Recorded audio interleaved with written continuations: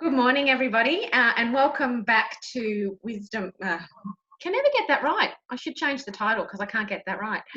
Women's Wisdom Conversations, and I've got Linda Burgess with me today. Linda is a mental health social worker and an art therapist, but I actually know Linda as a wonderful mum and a fellow singer. Linda and I met, oh gosh, it's 13 years ago now, at a pregnancy workshop. We were both pregnant with our youngest children.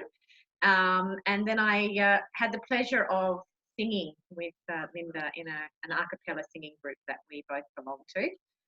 She still does, and I do part-time now that I've moved interstate.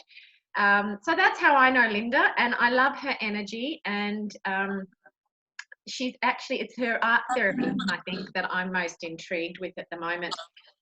Knowing that a lot of people are going to be feeling the need for some form of therapy, I think, given what Australia particularly has been dealing with this summer. So we were just chatting before we came online about the bushfires and then floods and now coronavirus.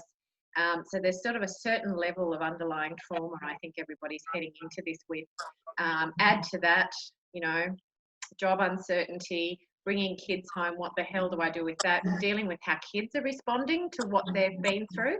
So I'm sure people are looking for tips and advice and things that they may be able to do to make life a little bit easier for them. So hopefully Linda will come up with a few little tips that she has up her sleeve after her, I think it's two decades of working in some form of therapy. And so let's get started. We don't need to hear more from me. We need to hear from Linda. So welcome, Linda. Thank you so much for joining me. Thank you for having me, Penny. It's absolutely my pleasure. Now, tell us a little bit about art therapy and how art therapy works and how we could use it. And I guess maybe some of the outcomes that you notice, both with adults and with children.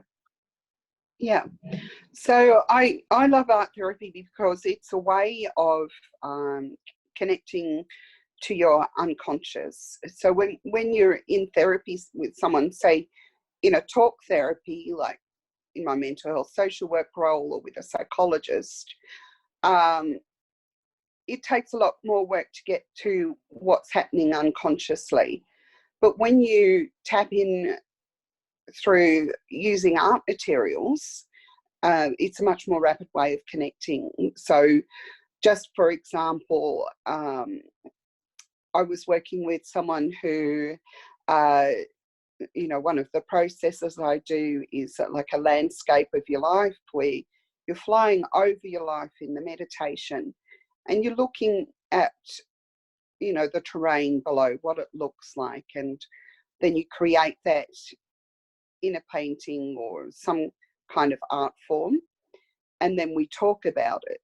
And this woman made a connection between how it looks like a tapestry on a pillow, and making that connection to what was happening in her life, and how the word tapestry came up in multiple different ways. And I know it's really hard for me to explain it fully without breaking somebody's confidentiality. But tough, that one. So you're just thinking of how symbols and words come up. So the pillow, the tapestry, the farmyard fields that look like the fields of home, and how peaceful and relaxing that was. And then putting it into the context of what's happening in her life now, and maybe unpicking the threads. So feeling like things were unraveling, falling apart, whereas she had previously come across as very together, knowing exactly what she wanted and what she needed. It wasn't until we did that meditation and accessed the unconscious mind that she was able to see why things weren't working for her. So when you're working with adults, it can be very much, you'll have this aha moment where you saying, wow, now I understand why this keeps going on, and so I can take steps to go forward. With a child, it's a lot more subtle. So one of the ones I like to explain is working with a child around emotional intelligence. So getting them to look at where feelings are, what colours they are, what their shape is, what they feel like. And then his mum saying to me sometime later, it was months later, that he was having a meltdown, and he said, I'm angry, and angry is red. And then he just calmed right down, because he was able to connect in with that emotion. It's not a cure, but it's a way of helping a child to understand what is happening. And give them a language for it as well. Give them a language, yeah. But understand all sides of the emotion. Like, kids develop an understanding of emotions because as parents we say, oh, you're looking a bit sad today, what's happening? And they think, okay, this feeling is sad. With building emotional intelligence, you're looking at all aspects of an emotion and helping the child to understand. So rather than just a label. Perfect. I'm not sure if that's even answered your question. No, it has, and I think it just opens up to some more questions. So for a mum at home who has noticed that that their child is struggling with what's going on, what's something that they could gently introduce to assist, even if they haven't got the language like you do? Perhaps they might be able to access someone like you straight away, or they're just wanting to feel more connected in with their child whilst they can see their child is suffering in some way. What's something, because we all have paints and crayons and paper and probably Play-Doh and those sorts of things easily to hand, or even leaves in the garden and rocks. And how could a parent perhaps bring a little art therapy into life to help soothe and connect with their child? Yeah. There's a few different ways. So two specific ones that I'd like to mention.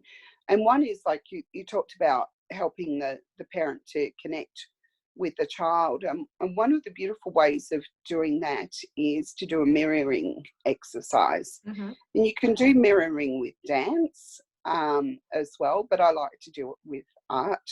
So what you do is you both have a piece of paper and you have a matching set of crayons, or break the crayons in half so you've each got the same set of colours, and you say to your child, let's draw about how we're feeling, and they might be feeling about the world or about coronavirus or just something about themselves. They're missing their friends, so let's do an artwork about that, and I'm going to draw what you're drawing. And they pick up a blue crayon, you pick up a blue crayon, they scribble, you do the same kind of scribble. And this is really good with any age. The older the child, the more you have to explain why, because they want to know why you're copying them. But they really feel noticed. You have noticed every single stroke, every choice they made in that artwork, and you've copied that. And it's a way to really help also repair when there are attachment difficulties, because that part of the helping build an attachment is for the child to feel noticed and recognised. And when you're doing a mirroring exercise, they really see how much you notice them. And then you can talk about it and talk about how that felt that mum was copying. Was it annoying? Was it fun? Was it exciting? Try and get them to use their words first. And then you use your words as well and say, well, for me, I was really intrigued with why you picked that colour blue. Was there something about that colour that you noticed? And if they say, no, I just like it, that's okay, you leave it. but just the asking those in-depth question, again, it's making them feel noticed and recognised. So that's a really lovely one for helping build a connection. And another one to do if they're concerned about the world is, like you're saying, about going outside. You get them to pick up interesting leaves and sticks and flowers, bits of grass, whatever they see outside, and together you form a mandala. And you, while you're doing that, you're talking about why you're picking a particular colour, and asking them where you think this flower should go, and how we're doing this, because we really want to heal everybody, and this is a way for the earth to know that we care about her, and you know, we're giving this to the earth because she gives us so much. Whatever language you want to use, so that might not be your thing. You could talk about God, you could just talk about how you're doing it, because it's a fun, beautiful thing to do. But it's the conversation. So if you're doing a mother or father and child exercise, it's the conversation. If you're doing a group of adults together, you'll often do that in silence and then talk afterwards. But with kids, the talking happens all the way through usually. Sure does. Yeah. And it's the thing I get from your explanations and descriptions there is it's really empowering the child. By noticing who the child is, it's really empowering. And one of the things, as I was looking at your website, I'll just give a quote here, that's why I'm looking down, is you say, I will sit with you as you take charge of your own healing on the journey to wellness.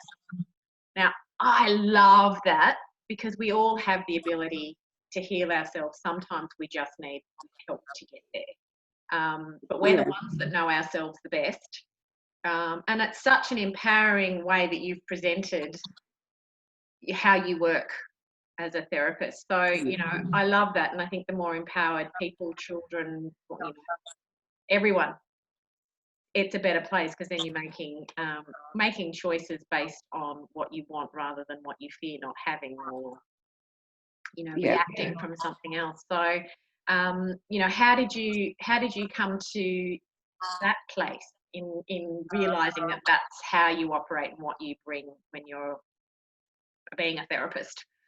Yeah, well, I was hoping you'd ask that, because as soon as you quoted that, I'm like, yeah, this is why I want to do things this way.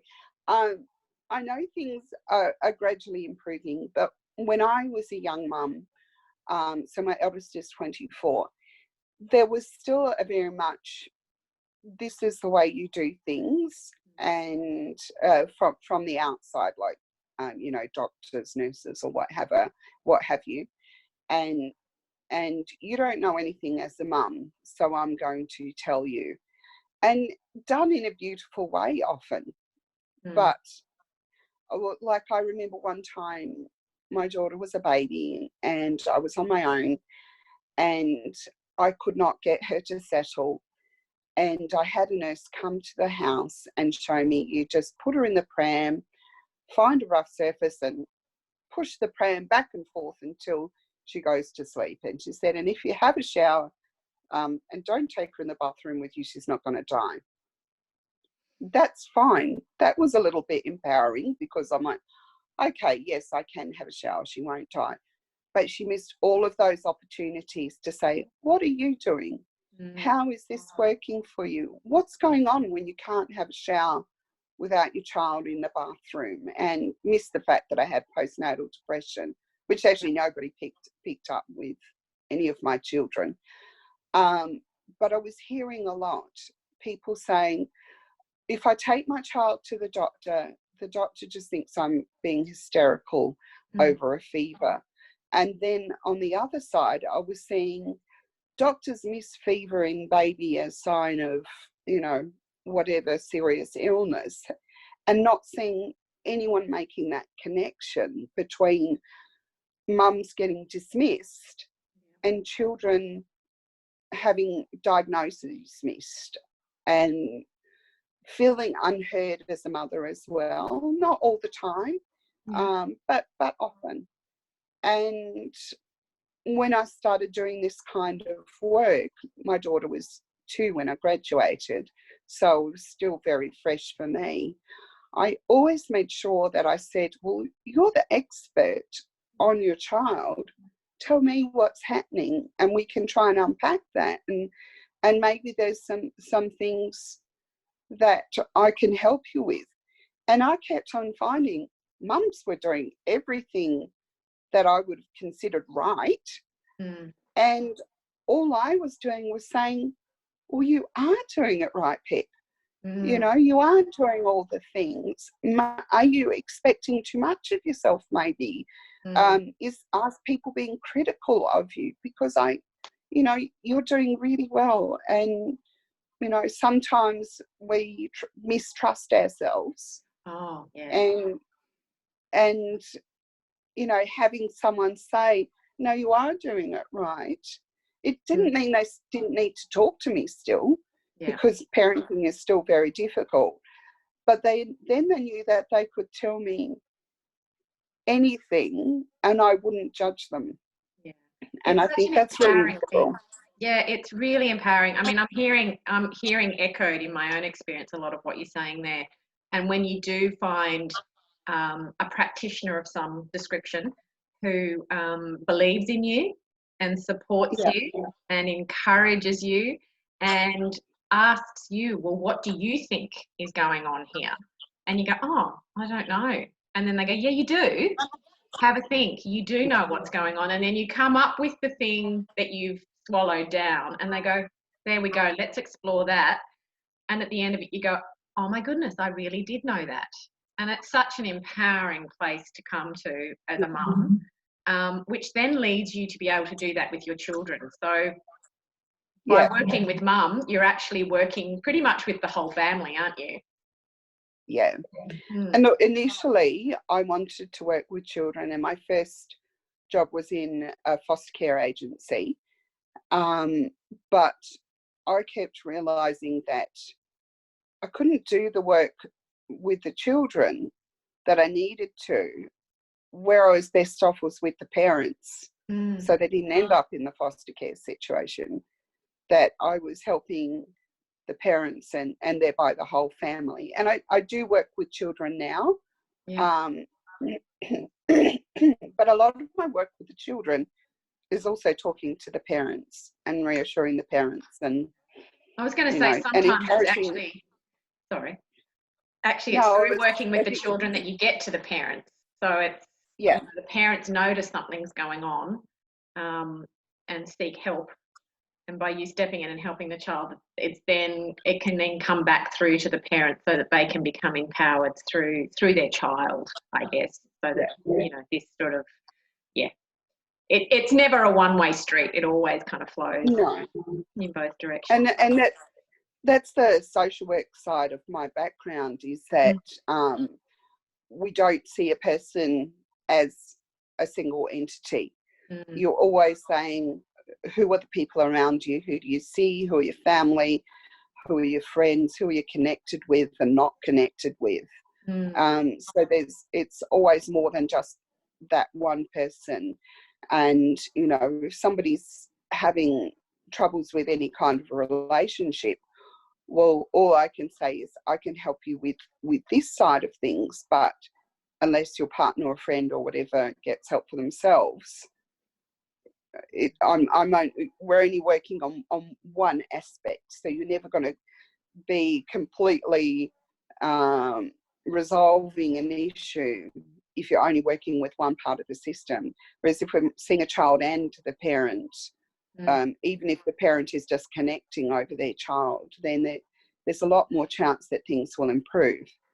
And what I was going to say before was that a lot of my work with children, particularly teens, is to say, have you tried talking with mum about that? You know, what has mum suggested that you do about this? And because just like if I'm seeing someone who's seeing another therapist, I want to know what messages they're already getting, and then I can support that. And I can say, well, you know, mum's got some really good ideas there. Have you tried that one? Rather than come in and say, well, this is what I think you should do about this bullying situation or your stress about schoolwork, because usually the mums know exactly how to support their child, but the child is at the stage where mum doesn't know anything. I'm not going to listen to mum. And half the time I'm talking to a child, they're saying, yeah, mum said that too. Or mum's already told me to try that. And I'm saying, well, why didn't you try it? Or did you think about it? Or, and I'm finding that the teens that I'm seeing, a lot of them are talking to mum more. Yeah. And eventually they won't need me because they're talking to their mum. Yeah. And a lot of that, it's just about, I'm the conduit between the mum and the child. Beautiful. Yeah. So I guess to bring it to our current situation where a lot of families are going to find themselves spending a lot more time in close proximity with each other, what are some tips perhaps that you might offer to help alleviate some of the tensions that might arise? I mean, as you've just mentioned with teenagers who, mum and dad, they don't actually know as much as they think they do, but in fact they quite probably do. What's something, because you want this time at home with your family to be a time of connection, and despite the fact that there's probably higher levels of stress and uncertainty than would normally be there, what are some things that you can think of that people might be able to apply in their life now to help keep them sane? Yeah, I think a few things are, totally unrelated to what I do. Like anybody would have the same advice, and that's keeping a structure. So my son's school, they've gone to online lessons. Unless you absolutely have to work, then you can take your child to school, but they're still doing it online at school. So they're all on the same system. I came home yesterday, my son was in his pajamas. I said, remember, you need to get up at the same time, get dressed, get ready for school, not sit around in your pajamas all day online. That was what the school said as well. So we're both giving the same message. He's 13, so technically I can leave him at home, but both of my children are home from uni because they've all closed. But I've asked my daughter when I'm not here to check in. So making sure that someone is able to check in. They're homeschooling, they're talking to teachers, but they're not having a physical presence. And if you already homeschool, still keep that same structure. So it's not that, this is specific to kids who normally go to school, but you want to keep doing things the way you always were, that you get up at the same time you normally do. That's really hard because I am a night owl and I slept until 10 this morning. But so I need to work on that as well. So, I'm not saying you do this and I'll do my own thing. I think I need to work harder on the structure too, to talk openly, just like in the bushfires. What really helped was that we sat down and we did that bushfire plan. Yes, my husband's going, we don't need to do that. We know what to do, because he was Mr. Denier, who was going to be sitting in the kitchen while the house is burning down around him saying, no, we'll be right. But it did help, and he noticed then that actually helped just bring all of that energy down. This is our plan. This is what we're doing. This is how we're keeping us all safe. I've got hand sanitizer, or maybe you've got just some alcohol, even vodka, whatever you've got that you can use to sterilize hands. I picked up some Miltons so I can throw the crayons and brushes into a tub of Miltons between clients. That they know that you're doing that I'm sanitizing everything for you. So, if you are worried that I'm bringing home germs when I'm going out shopping, this is what I do when I get to the door. So so you're minimizing the amount of things they're stressing about. Yeah. You're telling them this is what the government is doing to keep us safe. Maybe not telling them how terrible the government has been at explaining it. We can make sense of it ourselves, even if the government makes us all more confused. So, and then, you know, giving them the scientific information. So they're going to, if they're connected on social media, like my own social media, I'm not getting a break from coronavirus because almost everyone is talking about it every day. I'm actually not using the words corona and COVID-19 in my posts as much as possible because I don't want people to see that in everything that comes up, so that we're talking with our kids about other things. If we're posting on Facebook and our kids are our Facebook friends, that we're not talking about how depressed we are or how anxious we are all the time. Yeah. It's important to share that with your children, that, yeah, it really makes me anxious too about what's going on and the unpredictability. But then to go into, and this is what I do when I'm feeling really anxious. Should we do that together? Yeah. So, you know, keeping that communication open. To not go, well, I think it's about time we introduce meditation. So we're all going to meditate, and your kids go, oh, I hate that. You know, try bringing in things that you already do as a family. So if you were going to go camping and you got young children, go camping in your backyard, or you know, finding fun ways to connect. One thing I've seen recently posted on a Facebook is, you know, Sunday night drinks with your neighbours, where you sit in your driveway and you yell at each other across the fence and say hi. You know, making fun things part of what you're doing as a family to cope, so you're not just feeling like you're all going stir crazy.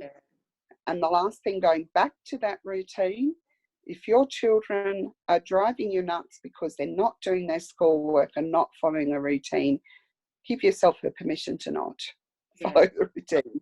You know, try your best to build structure, but if your kids are resisting that, far better to have no structure and no screaming than to have structure but everybody's tearing their hair out. So that was one thing I discovered very, very early on. We're actually running out of time now. Oh, sorry. No, that's okay. We can wrap it up. But I was going to say, it's one of the things that I found early on in as a homeschool mum, that trying to introduce a structure that didn't suit us led to a lot of conflict. And I came to the point where I went, actually, I'm first and foremost mum, and that's the most important relationship I have here, and my most important role here. So that comes first. All the other stuff comes afterwards, and it's served us very, very well for the last 13 years. So so do give yourself permission to just go, nah, it's not working. Let's just have a game. Let's just dance around like loons. Let's make cookies and make a big mess in the kitchen, whatever it is that you connect with. Yeah, so I love that. So what I'm taking from you is maintain the routine that you generally will have as best you can without creating unnecessary conflict. Continue connection and communication. And if you can maintain those, chances are you'll come out the other end with some semblance of sanity and your family all still liking. And have fun is the last one, you know. Have fun.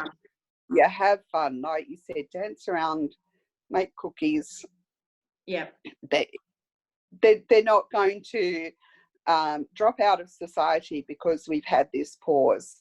No. Everybody's going to be coming back to school in the same boat. So, yeah. Fabulous. Well, look, folks, if you would like to connect in with Linda and find out more about art therapy, what you can do in these times, I will pop a list of details underneath the video as to where you can connect with her. So she's got her own website, she's on Facebook, Instagram, so I'll connect you up with those. and you can find out more about what Linda does and connect in with her directly if you feel the need to make use of her services. So thank you so much, Linda, for your time. I really appreciated you slotting me in, and it's been lovely to chat to you and connect in the ways that we're able to in this time Yes. of lockdown. So thank you, and we'll catch up with everybody at another time. Take care.